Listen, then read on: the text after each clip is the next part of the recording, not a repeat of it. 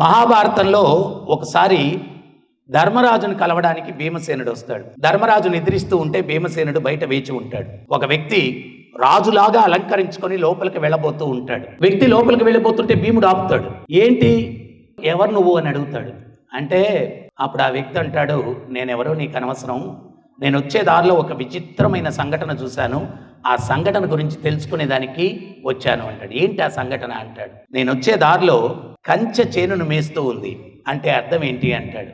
అప్పుడు భీముడు అంటాడు, భుజబల సంబంధమైనది ఏదైనా అడుగు, బుద్ధిబలం మన వల్ల కాదు, అన్నగారి దగ్గరికి వెళ్ళు అంటాడు. మళ్ళా 10 నిమిషాలకు వస్తాడు. ఏంటి మళ్ళా వచ్చావంటే, ఇప్పుడు ఇంకా విచిత్రమైనది చూశాను అంటాడు. ఏంటది అంటాడు. కొంతమంది వ్యక్తులు ఒక పెద్ద కుండ నిండుకు నీరు తీసుకుని 5 చిన్న కుండల్లో సమానంగా పోశారు. ఆ చిన్న కుండల్లో నుంచి మళ్ళా పెద్ద కుండలోకి పోస్తే ఎలిత ఏర్పడింది. అంటే అర్థం ఏంటి అంటాడు. ఒరే నాయన, పెద్ద కుండ చిన్న కుండ ఇవన్నీ నాకు తెలియదు, అన్నగారి దగ్గరికి వెళ్ళు అంటాడు. మళ్ళా 10 నిమిషాలకు వస్తాడు. ఏంటి మళ్ళా వచ్చావుంటే, ఇప్పుడు ఇంకా విచిత్రమైనది చూశాను అంటాడు. ఏంటది అంటాడు. కొంతమంది వ్యక్తులు సూది రంధ్రంలో ఏనుగును దూర్చడానికి ప్రయత్నిస్తున్నారు.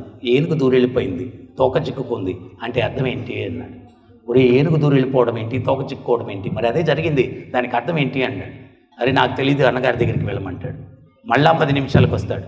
ఏంటి మళ్ళా వచ్చావుంటే, ఇప్పుడు ఇంకా విచిత్రమైనది చూశాను అంటాడు. ఏంటది అంటాడు. గోవు దూడను చంపి తినేసింది అంటాడు. గోవు సాధు జంతువు, అది దూడను చంపి తినడం ఏంట్రా అంటాడు. మరి అదే జరిగింది, దానికి అర్థం ఏంటి అంటాడు. నాకు తెలియదు, అన్నగారి దగ్గరికి పోరా అంటాడు. మళ్ళా 10 నిమిషాలకు వస్తాడు. ఏంటి మళ్ళా వచ్చావంటే, ఇప్పుడు ఇంకా విచిత్రమైనది చూశాను అంటాడు. ఏంటది అంటాడు. కొంతమంది తీర్థయాత్రలకు వెళ్తూ ఉంటే కొండ మీద నుంచి బండ దొల్లుకుంటూ మార్గానికి అడ్డంగా పడిపోయింది. ఎవరు తొలగించడానికి ప్రయత్నించినా తొలగింపబడలేదు.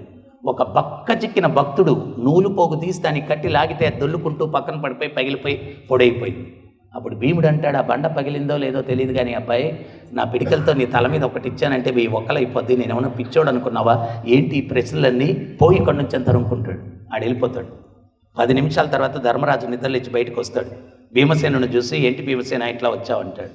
మీతో ఏదో చర్చించాలని వచ్చాను, మీరు నిద్రిస్తున్నారని బయట వేచి ఉన్నాను, ఒక వ్యక్తి విచిత్రమైన ప్రశ్నలతో నా బుర్ర తినేశాడు అంటాడు. ఏంటి ఆ ప్రశ్నలు అంటాడు.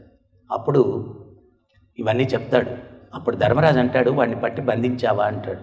ఎందుకు బంధించాలా అంటాడు. వాడెవడో కాదు, కలిపురుషుడు, మన తర్వాత కలియుగం రాబోతూ ఉంది, కలియుగంలో జరగబోయే విషయాల గురించి చెప్పాడు అంటాడు. మరి వాడు రాజులాగా అలంకరించుకొని ఉన్నాడే అంటాడు. మనిషి అట్టా ఉన్నాడంటాడు, కురూపిలాగా ఉన్నాడంటాడు. అప్పుడు ధర్మరాజు నవ్వుతూ చెప్తాడు, కలియుగంలో ప్యాకింగ్కి ఇచ్చిన ప్రాముఖ్యత ప్రోడక్ట్కి ఎవరినైనా అంటాడు. ప్యాకింగ్ ఎక్సలెంట్గా ఉంటుంది, ప్రోడక్ట్ వరస్ట్గా ఉంటుంది.